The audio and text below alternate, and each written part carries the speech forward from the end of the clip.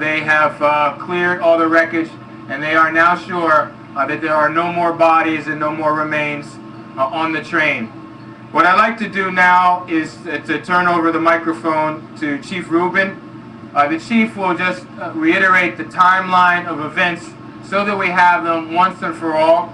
We will then turn it over to WMATA, and we've been joined by not only the General Manager, John Cato, but also the Chairman of the Board, Jim Graham, both who will speak. The Board has met today. And then we have Council Members Bowser, alternate to the Board, Council Member Michael Brown, who's here. Our last, and Chief Lanier is here. Our last speakers will be NTSB again. They are now the lead. It is Debbie Hurstman and the NTSB Board who will be taking the lead. The Police Department, the Fire Department, the Transportation Department, and all the agencies working for me will cooperate with them fully and get them whatever assistance they need to complete this investigation as fast and as efficiently and professionally as humanly possible. Lastly, I want to again thank the federal government. I have been in touch with the White House. I think people have read the statement of our President and the First Lady. We appreciate not only the moral support, but them so fast making the resources of the federal government, including NTSB and the FBI, available, and I expressed that to aides to the President earlier today. Chief Rubin. Mayor, thank you.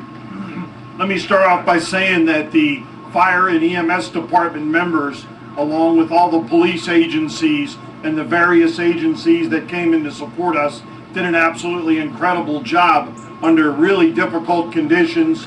They've worked through the night, and I think we're in a pretty good position as we made the transition from lead agency no longer in search and recovery. The highlights will be on the note board, if you will. The timeline begins yesterday, as the mayor has described, at 5 p.m. We had units on location within 6 minutes.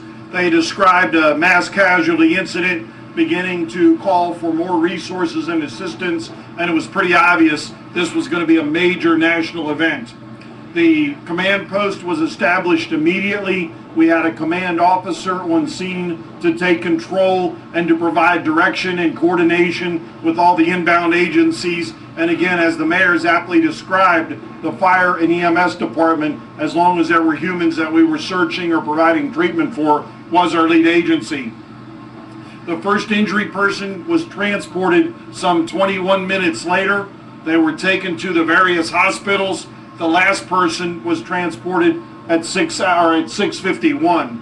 Essentially, all the folks that needed immediate medical attention were taken out early, well within what we would describe the golden hour. Air ambulance did several evacuations at 6:51, and the command was transferred today at 1 p.m. The actual count now of the folks that we laid hands on and provided medical treatment for were a total of 51. And those 51 people ranged from green tag, which is walking wounded, minor injuries, to only checkups. 14 were yellow tag, which were serious injuries, needed medical attention, but did not pose a life-threatening situation. And then 2 folks were red tagged, or otherwise known as critical. They were flown out within 20 minutes of the arrival of the department. Between the onset of the incident, 5 and then noon today, we've also answered 390 plus calls throughout the community. They've ranged from major medical to hazardous materials to a clandestine drug lab to several house fires. So we've been busy. Mr. Mayor, we'd also like to thank all of our agency partners. Of course, Montgomery County Fire and Rescue, Prince George's County, Arlington, Alexandria, and Fairfax Fire and EMS departments were all represented here. Our Metropolitan Police Department, along with the Transit Authority Police and the FBI, were the law enforcement agencies, as well as the federal investigatory agencies such as NTSB, the Federal Rail Administration, Transportation Security Administration, and the Department of Transportation. And then finally, we were supported by a whole host of city agencies, whether it was SEMA, Homeland Security, an emergency management agency, our DDOT, the Chief Medical Examiner's Office, Public Health, Health Department, Public Works, National Guard, and Red Cross. Those were the agencies that we reported at the command level that assisted with this incident. Thanks, Mayor. Thank you, Chief. The Chief of the Metropolitan Police Department, Kathy Lanier, has informed me that as we walked over to this briefing, the FBI and the police department have confirmed 100% 4 of the remaining 5 fatalities. So just to repeat, Mr. Hawkins, Anna Fernandez, Ms. Doolittle, and Lavonda King were the first 4 that we confirmed as having 100% identified. The other 4 people who now have been 100% identified are Ann Worley and David Worley of Washington, D.C., Veronica DeBose of Washington, D.C., and Cameron Williams.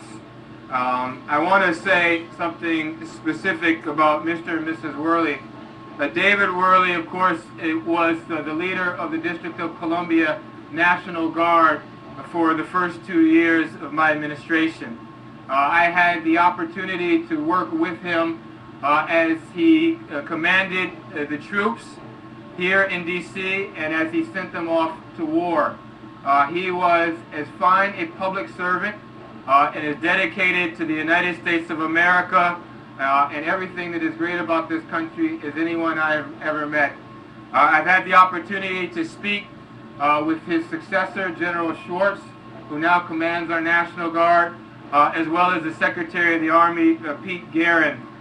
It's safe to say that the United States Army and the military is in complete shock of what happened.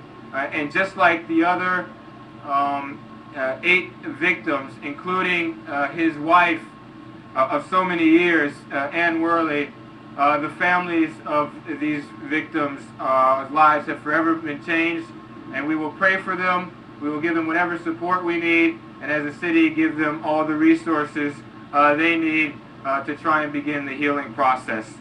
I'm going to turn it over the last victim, and I know everyone has publicized some of these names.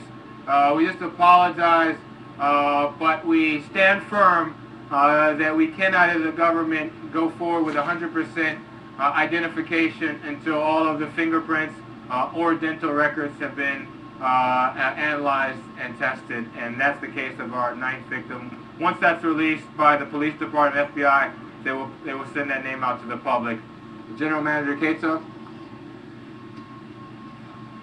Thank you, Mr. Mayor, and again, I offer my condolences to all of the families who lost their lives and to those who received injuries.